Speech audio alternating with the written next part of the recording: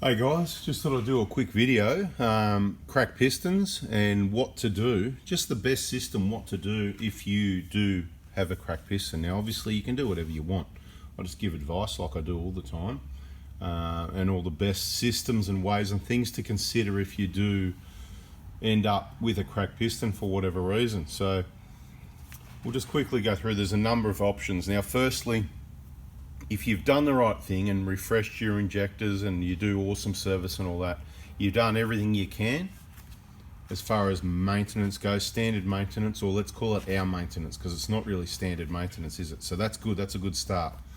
I always recommend keeping the vehicle standard, and when I say standard, it's not just the chips that plug in, the tunes, the remaps, whatever you want to call it. Look, I don't mind if, as long as it's an improvement, and just because there's an intercooler that looks good doesn't mean it's an improvement. Just because there's an exhaust that looks good, but if there's an improvement, intercoolers and exhausts I don't mind for the engine, okay? But bigger exhaust, in case you missed it, causes over boosting, and that's what will damage your turbo, right? We know that, we've seen that based on averages, and the turbo specialists, the honest ones, they confirm the same. They say, look, you put an exhaust on, you're probably going, it's not a matter of if, it's a matter of when. So just be aware of that. Sorry for the people that missed it, that want their standard exhaust back now. But I don't believe that's going to cause any issues with cracked pistons. The iDrives and stuff like that, I don't have a problem with those either, okay? It's not what we've seen. The biggest cause of cracked pistons is chips, tunes and remaps. And all the people that go, oh yeah, no, it's fine, it's okay, they're the ones that are all quiet when it happens to them, so you don't hear from them. But moving on from what the causes are, we've got different videos on that. Now, one of the other big ones is, look, there's this saying, better late than never. Now, so if you've done 150,000 Ks and you're changing your injectors at 8 years, well, that's awesome, isn't it? But some people, they didn't know, some people, whatever the case may be, and they've done 200, 210, 250, 280, 300, 350, 400, whatever, right? Now, there's where the saying comes in, better late than never. It's always better late than never. It'll depend on a lot of things, whether and if those injectors have done damage to the pistons. Now I'm going to be very clear here and quickly say it's not a problem with the piston. Now of course pistons could always be better and different designs to the point, because these little things, there's only 4 of them and they are maxed out, making all that power all day long, all week long, all month long, for all those years, hauling that caravan, right? So you know, even if you think you're not working it, you're working it, right? So we just need to move on from that. You get it, right? You get that part. So you've done all the right things, you haven't got any chips or tunes, you put the injectors in, maybe it was a bit late, maybe it wasn't, maybe you got fuel contamination. There's all these reasons. It doesn't matter about the reasons why. What matters is what we're going to talk about here. We'll finally get there. 3 minutes. We just needed to have that little background put in there. What to do. So if you get a cracked piston, firstly, don't just let it go to some workshop or go on a tow truck. You need to, well, this is the key, where you've done the right thing and you're in this group and you see this video, step by step, this is what to do, okay? Firstly, you don't need to strip the engine down or get an expert to know that it's a cracked piston, okay? All you need to do is, as per, this is where it pays to be subscribed, and it's only one video a day, about 10 minutes, and then you're on channel with everything instead of not being sure of what to do and when to do it, you know? You just got to be pre-trained, if you know what I mean, so that you're prepared for the situation. Right, it pays to know, in life, it pays to know a lot of things so you're prepared for when it happens. So, you know, you're driving along and you feel a loss of power, and you might see some smoke out the back, you might not. You feel a loss of power, you might feel a roughness to the engine. It's not running, because it's running on, you know, 3 cylinders now, there's no compression. So you pull over and you notice chug, chug, chug, chug, chug. Just leave it running. Get out, open the bonnet. And like we say not to in some videos, don't do this, because people keep doing this bloody thing, taking the cap off and, you know, oh, you know, this blow-by, I know, talking about blow. They all don't know what they're talking about. They read too much stuff on Facebook, and that's why I say stop listening to all this crap you read and follow my information, because I'm going to explain it really well, really clearly, really accurate, really factually. There's no BS. It's just fact. That's what it is. So don't do that to your engine. If it's running fine, don't take the cap off. If it's rocking around rocking around like it's running on 3 cylinders, it could be a dead injector, it could be contamination, it could be a cracked piston, right? So there's a couple of ways to determine that, and the easiest way to know if it's a cracked piston is to take that oil cap off, and you're going to get that choof, choof, choof, choof, choof, choof, choof, choof. That's the 1 in 4 when it fires, the pressure blowing through the hole in the piston. Depending how big the hole is, how much pressure you're going to get, right? See these ones, for example, it's not a massive hole there, right? But depending how big the hole is, how much you're going to get. But there's a lot of pressure choofing, so you're going to get it, right? And you're going to put your hand over it and you just feel that choof, choof, choof, and make a video. I've said make a video, run it for about 15 seconds, not 2 or 3 seconds. By the time it starts, it's finished. We can't see anything. We don't want one that goes for 2 minutes, right? It just goes on and on. Hold it steady. See how we've got the camera now? Landscape, right? Portraits are taking, when you take your somebody's passport photo or something, right? That's your family photos, portrait maybe, okay? For making videos, landscape, hold it really steady. Move really calm and steadily around and show us the choof, choof, choof, choof. And then you'll know, bugger me, it's a cracked piston. Right, now, don't worry about this, because it's probably not going to happen. Worrying isn't going to change anything, so don't worry. And that goes the same with everything in life.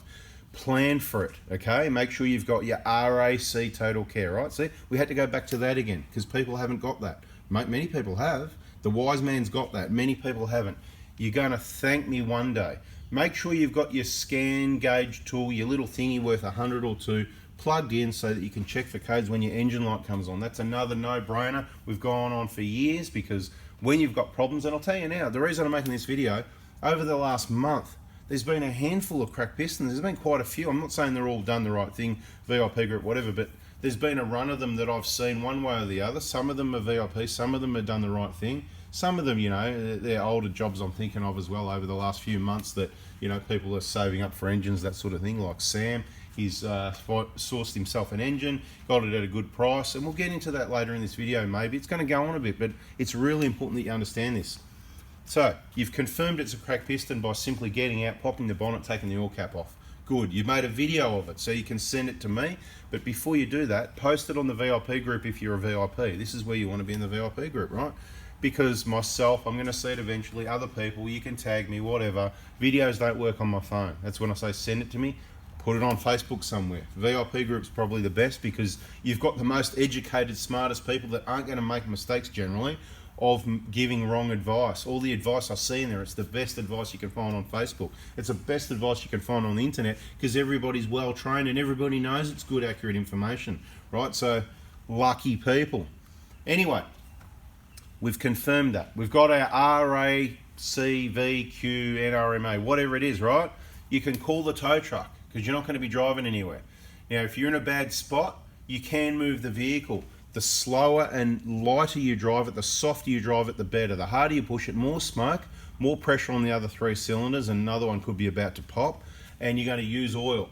You can even go long distances. I'm telling you, hundreds of kilometers you can drive on a cracked piston, so don't think you're done and dusted. If you're in the middle of the Simpson, you might not get up the next sand dune, you might have to let your tyres down more, you might need a tow over some of them.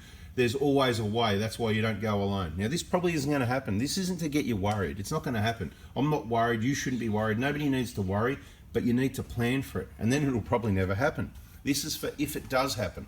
So we've confirmed what it is. We've got our RAC. We know we can drive to somewhere. So if you're, you know, somewhere miles out of wherever, an RAC, whoever aren't coming there, or they're going to take too long, you want to get back to a roadhouse, get some shade, food, water, whatever, you can cruise there slowly. I suggest speeds of about 60 k's, more or less. Downhill, you can go a little bit faster. I wouldn't go over about 70, 80 k's, right? Uphill, let it slow down. I don't care if you get down to 40, mate. You probably, if you're in the middle of nowhere, right, because that's what we're talking, they can go around you. There's plenty of road, right? If you're around the city, just park the car and call the tow truck. It's not going to happen. That's not where it happens. It's going to happen out on the highway, okay? Now, just going to quickly add a bit more information before we go to the next step. So these cracks, so the fatigue to the piston, it's metal fatigue, right? Wrong combustion caused by injectors, all right? Wrong combustion caused by chips, tunes, remaps, whatever. But just understand, even if everything's right, if you've got a 4-cylinder and you're putting heaps of pressure on these little babies, it could happen. There's always a chance. Now, these little cracks, when they're little, they can be there at quite a long time. And one telltale sign is check your oil level. And if you notice it burning, because these engines don't burn oil, if you see some burning oil, you might have the crack there and it's going to blow soon. You might, okay? Now, it could be other issues as well. It's all very rare, so don't go panic stations as soon as you go check your oil level, but when you do your 5,000k oil change, just take note of how much. If it seems to have used half a litre or a litre, then you've got to start analysing things on the vehicle. Post it in the VIP group. Don't be worried, just go, do you think this is something we should look into more, right? Now, you're going to use 100 or 200 mil. It burns a bit of oil. It's going to use a little bit, right? But it's not going to use half a litre or a litre or more. Okay, so it's blown through, bada bing. You've confirmed that's the problem. You've got your tow or you've driven. You're in a safe place. Happy days, right? You plan for it. Remember, you've planned for it. Plan for it, even though it's not going to happen. Then, you know, you put on the Facebook if you need to, and you're going to say, you won't need to tell anyone if you follow all this right. What you'll be putting it on is the gold class, because you'll know you've got a cracked piston. You'll have done all the right things. You'll have got your tow. Nobody's got an engine for you in the middle of the outback or miles from home. You need to get the vehicle home. So you need to tell RA whoever, you need a specialist, fuel system, the engine's not running well. You don't even need to talk to anyone and tell them it's a cracked piston yet. Keep things simple. The engine's not running well, it's running rough.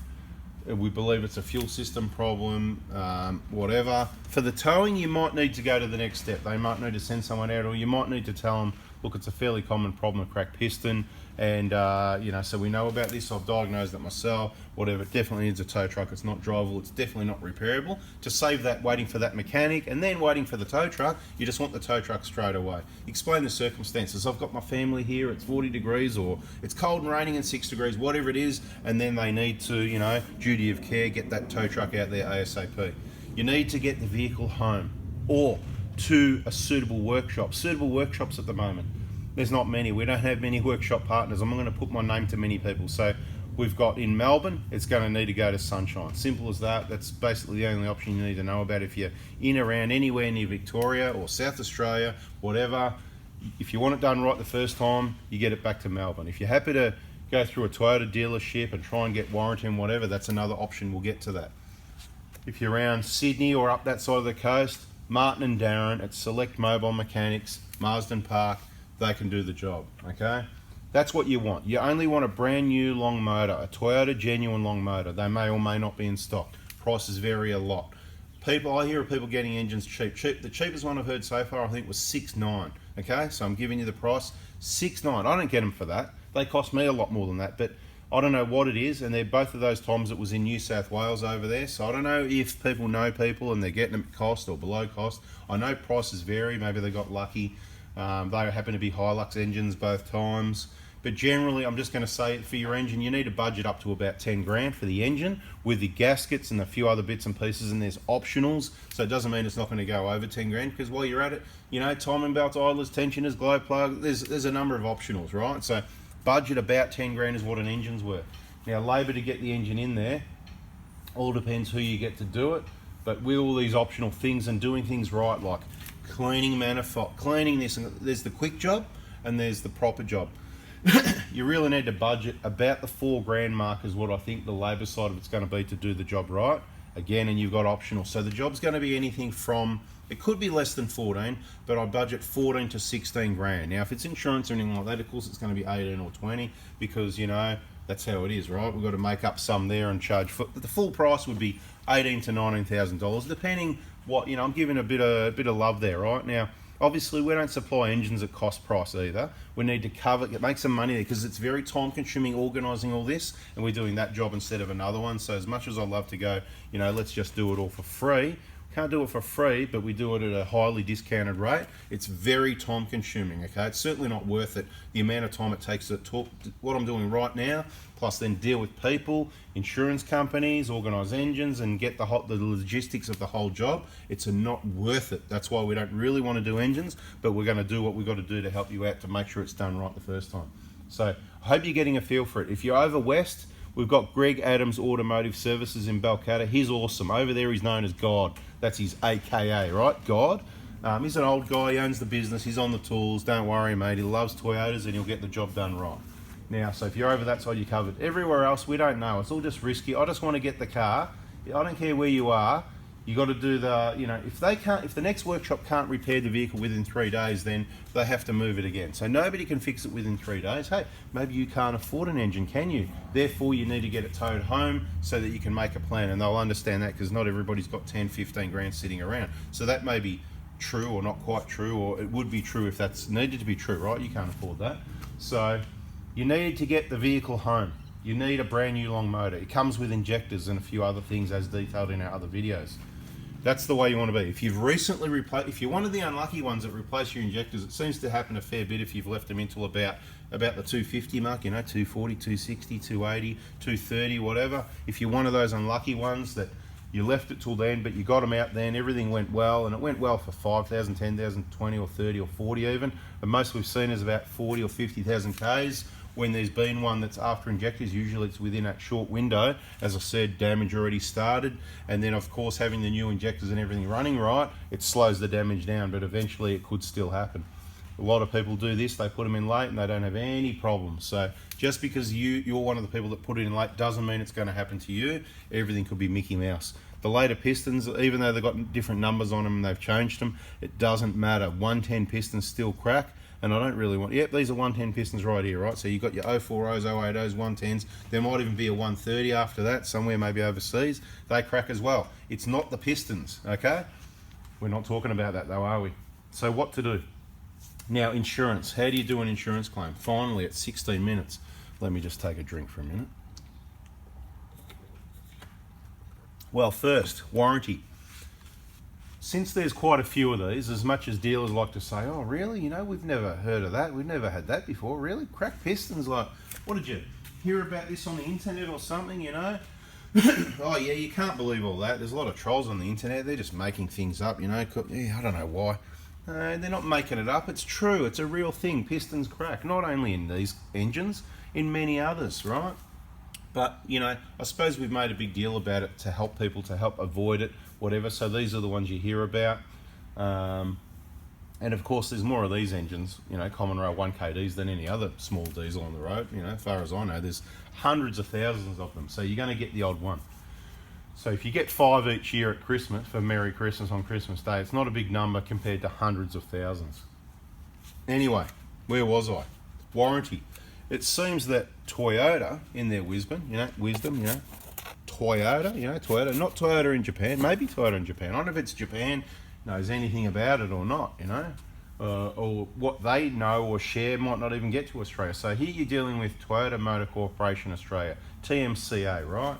They're in control in Australia for the big cash collection, for the rip-off vehicles and the rip-off parts, because they're awesome vehicles, but it's a big rip-off, right? So, but that's okay. That's why you pay the price and you have the reliability. So it usually works out all right. So they're in control. But it seems over the past few years, there's been some compassion, which is awesome. Thank you, TMCA, whoever you are. So on one hand, it could be worth getting it to the Toyota dealer, right? And if you say, hey, this shouldn't happen, 150,000 Ks or 200, at any 1,000 Ks, like once you get to 200, 300, 400, it gets harder. But this shouldn't happen, regardless of what causes it or not. It should not be something that happens to these vehicles or any vehicle. And as far as I'm concerned, the manufacturer should be covering it. So based on that, I think they've taken it on board from people, you know, if you push hard enough. So if you can't afford it or you want a free engine, you want to stand up for your rights and make sure you get what you're entitled to, then get that car to the Toyota dealer and demand, you know, if you got another vehicle or you can get another vehicle and, you know, to cover your time, because where they've got you is, oh, I need it back on the road, I need it back on the road, I need it. You know, if you can just relax it a bit and stay calm and breathe and not get, you don't need to get stressed out about this. It's just a process, right? You need to stand consistent and say, look, you know, this shouldn't happen. Just keep pushing, pushing, pushing. Now, they might do it, they might not. They might give you a long motor with injectors, they might not. They might want to do a short motor and put the head on.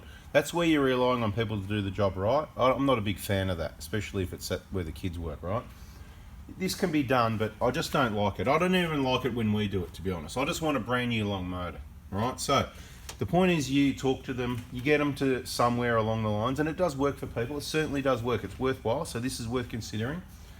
And even if they go, yeah, short motor, blah, blah, blah, and the job's worth 10, 15 grand, whatever it is, right? Whatever figure they put on it, say no worries. Well, so how much more is it? Because by the time you go, let's just say, for example, short motor, let's say 4 grand, a long motor, let's say 8 grand, right? So there's 4 grand difference. Short motor. So what's caused the problem? Injectors. So we need injectors. We need pipes. So straight away you're over. Toyota dealership price for injectors and pipes. There's 3 grand, right? Then you've got head gaskets. You've got head bolts, you've got other gaskets and bits and pieces, and then you've got labour to do the job of swapping the head and all the components over. It's actually cheaper to use the long motor, and it's more reliable because it's done right the first time. The kids here don't have to touch it. I'd rather a complete engine that comes with injectors in it being put in. I still don't trust them to do it, but you're probably going to get lucky, and all the things they do wrong, you can, if it's anything major, well, they'll have to do it all again and fix it. If it's anything minor, clamps and plugs and bits and pieces, clips broken, you can take it to one of our specialists later in whatever state we've got someone to check over the vehicle and fix all that crap up, right? Again, the boys in Sunshine, they've done a few lately, they're getting really good at that, so they'll be able to trace all the wiring, clamps, vacuum lines, and make sure it's been done right. I used to do this stuff, you know, crack pits, people used to get engines elsewhere because we don't do them, and people used to then bring it to me for a check, mate. I'm there all day fixing stuff up. It's crazy. Unfortunately, I haven't got time for that anymore. Lucky, I can show you guys how to do it. You can follow the videos, trace all the wiring, or we've got our friends in Sunshine who are absolutely awesome. And just for anybody that doesn't understand the situation, we are like one workshop in 2 places, okay? So that's myself and the Sunshine boys. Thank you very much. That's worked out really well for everyone, I think. So you've got that Toyota road to go down. That's a possibility. That could be your cheapest option, and I believe you could be successful, especially if you've got a service history, especially if you've got a Toyota. So this is where it doesn't work, right? Because we don't want to go to the kids, but then if you've gone and you've got those book stamps, then that is helpful. And the higher Ks you got, the less helpful it is. But it all comes down to you need to convince them that at 250,000 Ks, this still shouldn't happen. Please explain why this should happen and why has it happened, right? And then if they say, and they often used to do this, let's say used to, well, you know, that's not our engine or injectors, that's fuel contamination. Well, beautiful, is it? Can you please put that in writing? Well, hang on, we can't put it in writing until we get the fuel test. Well, do you want to get the fuel tested? They get the fuel tested, it comes back, it's all okay. Then you say, well, look, guess what?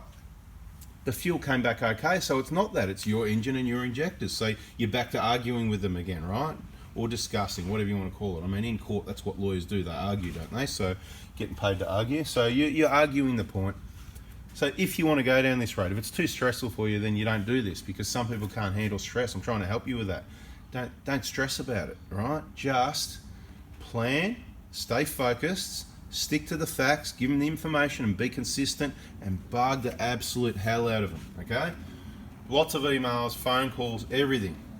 Every time you get a new bit of information, boom, onto the phone, onto the email, send it to Toyota. Good luck trying to send it to Japan. They bounce it straight back to Australia. Anyway, so we're getting there, right? This is all good information, and I'm sure a lot of people are going to love it. So there's your warranty. So they've got fuel come back, it's all okay. So then you're back to pushing Toyota, or it comes back as no good. That's cool, that's fine as well. We can use that, because then you've got this thing called motor vehicle insurance, comprehensive insurance policy. Well, I hope you have. You should have. And that allows for accidental damage. So it comes under accidental damage, all right? Because just like you crash into a tree, that was an accident, or a letterbox or another car, you shouldn't do that. Take a bit more care. I think it's all avoidable. Everybody, we can all avoid this stuff. But one real accident is when you're pumping fuel, you don't know what's coming out. You didn't fill the tank.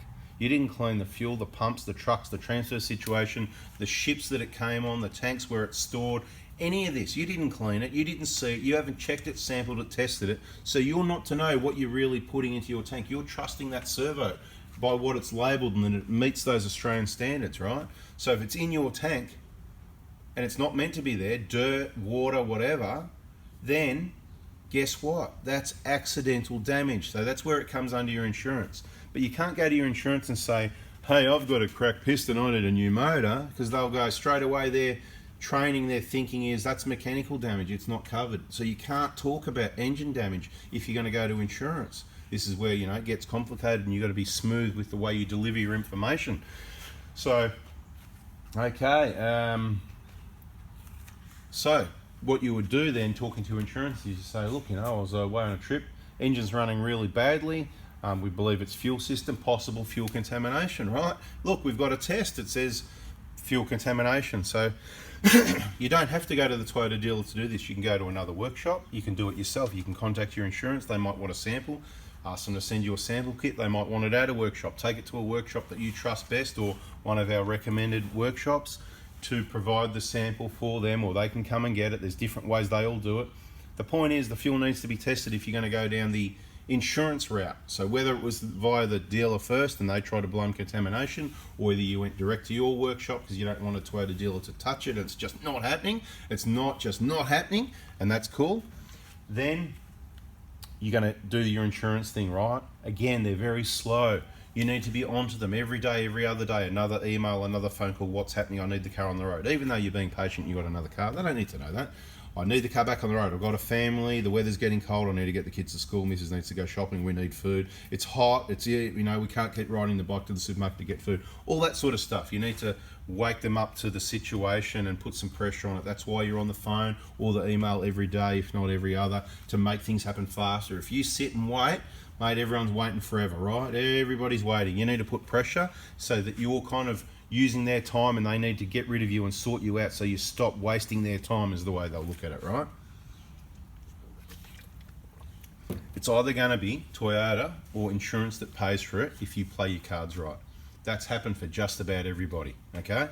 If you play your cards right from the start. Now, you know, you really need to play your cards right. Just remember those words, like, you know, like, better late than never, play your cards right. So once you get insurance approval, your quote's got for injectors, pipes, seals and gaskets, the supply pump's going to be quoted, cleaning fuel tanks, removing cleaning tanks, fuel lines, fuel filters.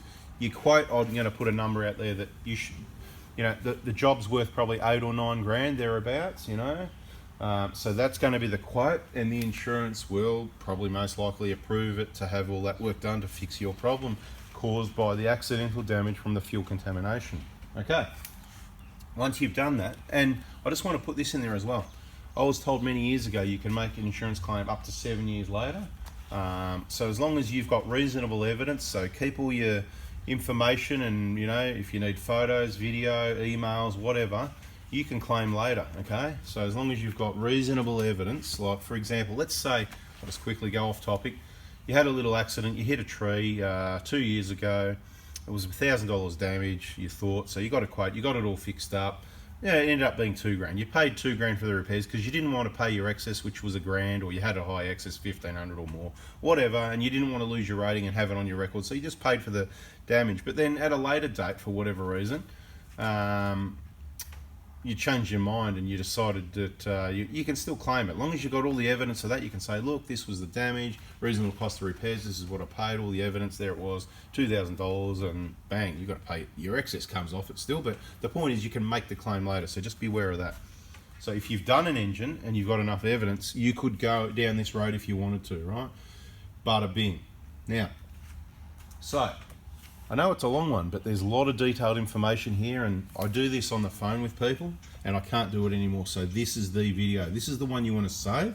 Anyone the VIP with a cracked piston, this is the one you want to send to them, and they need to listen very carefully and probably a few times. So you know where it's at, right? Insurance, yep, no worries, 9 grand, all approved, okay, do the job. Then Martin or Darren or Kim or Hip or someone's going to pull the injectors out and go, maybe me, but probably not. They're going to pull the injectors out, and duty of care, they're going to do a compression test to make sure the engine's okay. And of course, they're going to find no compression on cylinder number, whatever, and maybe another whatever. Because a number of times when there's cracked pistons, there's also other cracks starting in the same engine, right? So, then, back to the insurance it is for you. And you need to do the legwork, because these workshops, they haven't got time to be chasing the insurance companies. That can't happen. If they need to waste time on it, that's where this is where I'm saying things don't get done for free. We don't give fixed price, it varies, because if we spend a lot of time trying to provide information or dealing with insurance companies and fuel samples and crap, the time needs to be paid for, right? It's an unfortunate thing that's happened, but everybody involves time needs to be paid for. Other than mine apparently, but anyway, I think I end up just about worse off, but it's all good. I'm here to help. That's what I'm doing now. So, insurance. So then there's a requote, bang. A few things come off, like the injectors or whatever, because they come with the engine and it gets changed. Back to the insurance to say, look, the injectors, the wrong combustion's done damage. It's cracked the pistons, which is a diesel thing that happens, caused by wrong combustion when injectors aren't working right, from either wear, premature wear from fuel contamination, or running the wrong fuel or water in the fuel, wrong combustion, either way, right? So the injectors may or may not be sort of okay still. It could be the fuel that was running through there for that period of time, or it could be damage done by contaminations, damage the injectors causing the wrong combustion, right? Or it could be the old injectors you left in there for 250,000 Ks, but we're not going to talk about that, right? Then they might argue a bit, they might try and get you a second-hand motor out of the wreckers, they might, or whatever. The point is, again, you're back to that arguing the point that, hang on a minute, it's best for both of us to have a brand new long motor. It's right the first time. There's all these people with rebuilds that have problems, you know, burning oil, leaking oil, whatever. That's why we recommend against any rebuilds. And there's, of course, yeah, so whatever, right? And same thing with engines from the wreckers. You don't know what you're going to get. Your engine wasn't from the wreckers. You've had it since new, or you've had it for 5 or 10 years. You've done all this maintenance, all changes every 5,000 Ks. The engine you get from the wreckers isn't going to be as well looked after as the one you've got. So unless that can be guaranteed, and they won't want to guarantee it for too long, because that's what's going to happen. It's going to end up in tears, right? Worst case scenario, they go, look, we're only paying 14 grand for the repairs. We've got a workshop that will put a new engine in for 14 grand. That's it, and that's market value. And you done, well, we all silent, whatever, and you get to that point, you say, no worries, this is what we'll do then. Please pay me out the 14 grand and I'll fix it myself. And then you don't have, and they love that because they don't have, because they have to warrant your repairs, usually lifetime warranty, right? So when you take a payout, you void your lifetime warranty, or you finish, you're done and dusted. Not on other claims, but on that claim, you finish, case closed. So they actually like that because they get out of it. There's no extras then, right?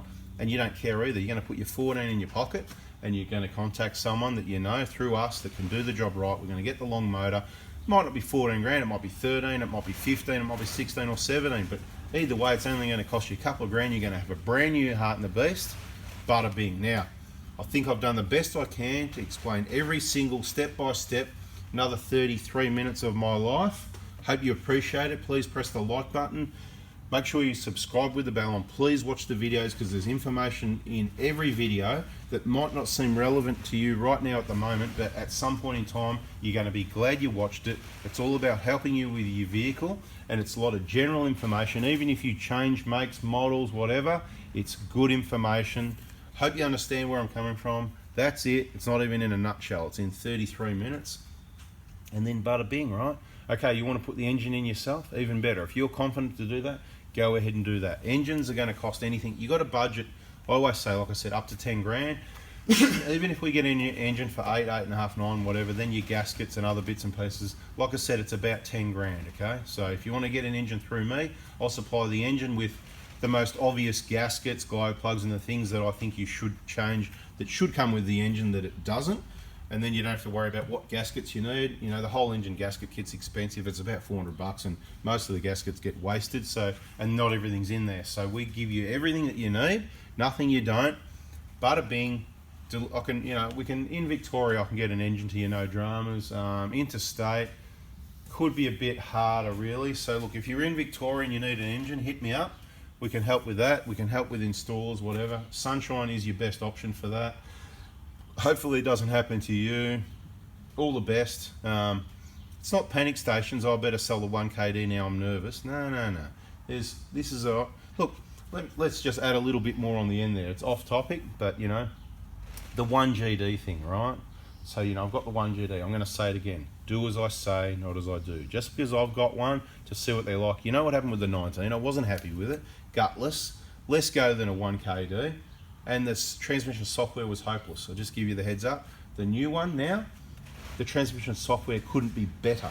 It's absolutely awesome. It's the best electronically controlled automatic transmission I've ever driven. Well, you know, on par with maybe an FG XR6 Turbo, those ZF6 speeds, they were awesome as well. And then they had the software right, but it's chalk and cheese, really, comparison. So the vehicle's awesome. I wouldn't hesitate to say, you know, if you want to upgrade, but beware, there is still lots of problem. There was someone that posted on the hashtag 1GD Forever group saying 9,000 Ks it's been using, heaps of fuel from the start. This is a brand new car, mate, 2021, okay? He's had problems since the start. Dealer says no, so he's wasting all this time going to the dealer. Dealer says no, and now it's shagged, mate. It's getting injectors and everything and DPF business and all this stuff. 2021 1GD, yes, that's the remapped one. 9,000 Ks and it's getting major repairs. That's just one example. This could happen to me. That's why I still have the 1KDs here, right? Do you get it? You know, I've got the RAC. I don't trust it. I probably trust the 120 more. But anyway, 50-50, phone a friend. I've got a spare vehicle. If I'm on a trip, I can get back here with RAC, get the other car, get up, swap all the gear over, and bada bing, we're off on the trip again. That's my prevention of spoiling a trip, okay? There's been a few trips spoiled, especially since COVID, and I'm going to avoid it happening as much as possible because that's what we want to do. Trips, travel, and life is for living, okay? So, in my opinion, I'd still stick with the 1KD. It's simple. It hasn't got DPFs. It hasn't got... I've got texts from people going, I work on these 1GDs, changing water pumps, whatever, and the plastic guides wearing through, all this sort of problem, right? Have they fixed it? I don't know. I don't work at Toyota in Japan in the factory. Toyota don't communicate the problems and the fixes. They don't let us know. They keep it very secret. Oh no, there's no issues here. No, nothing. It's all top secret. Like that 1GD engine that was only a year or two old at the time that was found at Sims Metal. We got people at, you know, the scrap metal there. You know, why? You know, they get rid of it before a whole brand new, you know, looked like a year or 18 months old, the engine. We went by the engine number and we worked out it was probably from a 2018. If we see a few, there's a lot more happening that you don't know about. And it's not to say these Toyotas are bad, the ones really bad and worse than other brands. It happens with all brands, don't you worry, and you don't hear about it. But there's lots of Toyotas, so we're going to bust them. That's what we're on. If they're going to happen, we're going to hear about it. As a Toyota specialist, people share the information with me. And the other concern is, so you're thinking, oh, should I keep the 1KD or upgrade to 1GD? You can do whatever you want, but be warned, okay? You've got DPFs, you've got timing chains that are having issues, technology ghosts, you've got shortages of components around the world, electronics, and therefore they're going to source them from other places, which could be problems as well. You've got staff labour shortages, which puts pressure on things as well, which means there's going to be more problems and shortages of everything. Now's the best time to keep your 1KD, in my opinion. And for the other reason is, I wouldn't buy any other new diesels. This will be the last new diesel I buy, and it'll probably be the last used diesel. I'm not planning on buying any other diesels, okay? We've got our Hilux farm ute, we've got our old 120, tested, proven, lots of new components on that thing. It's not going anywhere. The 1GD, well, it's not going anywhere at the moment, but if it lets me down at 9,000 Ks and it gets injectors and DPS and everything, it'll have a one-way trip into car sales and there won't be one replacing it. So that's what you've got to be prepared for if you spend the money and then your other car's gone. My other cars aren't gone. Do you see what I mean? They're still here. They're not gone. Okay, so it's more of a test. Let's see what happens. We got lucky with the last one. So did many people, but there's plenty of people that have problems. Do your homework. And the other biggest concern is the hybrids are awesome, okay? Hybrids, the old system, I mentioned in a few videos lately, it wasn't that good, but the new system is absolutely awesome and it's going to get even better, and I'll be explaining that in other videos soon, so subscribe, turn the bell on. But it's going to be a petrol engine, 4-cylinder, very efficient, heaps of power and torque from those electric motors, and the petrol engine is going to be like a generator and a bit of extra power when you need it type thing. That's pretty much what it is in Camrys and RAV4s, Klugers, I think. Prado they're probably working on, and that'll probably be next. Of course, we don't know anything. We just know it's an assumption from gathering information and experience, and I believe that, you know, the 300 eventually will have an option like that as well at a later date. After they sell heaps of these ones, this is how they work. They'll sell heaps of 300s, make heaps of money, and then they'll have something even better, which there's not going to be another diesel engine, I don't believe, in the Prado or in the 300s. There'll probably be a new Prado that we don't like the look of anymore. It gets ugly like the 300, and it'll probably have an awesome hybrid setup in it, which will suck us anyway. Yes, it'll be dearer, but it could be a really good solution, I believe. So that's why I'm saying be careful if you think you're going to upgrade, because your old 1KD owes you bugger all. 15 grand, 20, 25, 30, 35, 40, somewhere around there. A new Prado is going to owe you 61 for a GX is the right price, or more for a GXL, about 69 I think, lucky number. Your 300s are going to cost you even more. Then all your accessories, you're going to be invested up to $100,000, and then, you know, diesels are going to be on the way out, mate. It's already starting, right? It's already starting. Electric and hybrids and this sort of thing, it is the future, and Toyota will have solutions, and they will be the best as always. So unless you're loaded and you're happy to change cars a lot, stick around and wait for the hybrids is my advice. But if you really want a new car and you want to get a 1GD and diesel suits you better than a hybrid because you don't understand it yet, then go ahead and do it. I'm trying to give you the best advice I can and the best help, and I've just added that in for another 5 minutes anyway, because, you know, I really just, you know, it would be easier if I could just, like this charger plug here, I could just plug everybody in so you understand it the way I do, and a light bulb moment would come on. Anyway guys, thanks for watching. Like I said, I hope you liked it. If you can, hit the like button if you think I've earned it, and yeah, make sure you're subscribed on both channels. We've got 4x4 Diesel and 4x4 Adventures. This will go in the VIP group. We'll just keep it for the VIPs at the moment, and I can manually select it and send it to people that, some people aren't on Facebook, so they miss out on the VIP group. I shouldn't say some, lots of people aren't on Facebook. I've got heaps of clients from YouTube and other sources that, you know, purchased their parts, followed my advice, that sort of thing, and they hate Facebook, which is fair enough. You know, we can understand that. It's just a matter of managing Facebook like you do, right? You control it, not it controls you. You go to the groups manually. You go to the notifications. You go to the who tagged and the, oh, Anthony said this, Anthony said that, or whoever said this or that you want to hear from. You don't go to your news feed and look through all the garbage. Anyway, I'll go forever, guys. Hope that's been helpful. That's a bada bing. I'm out of here. See ya.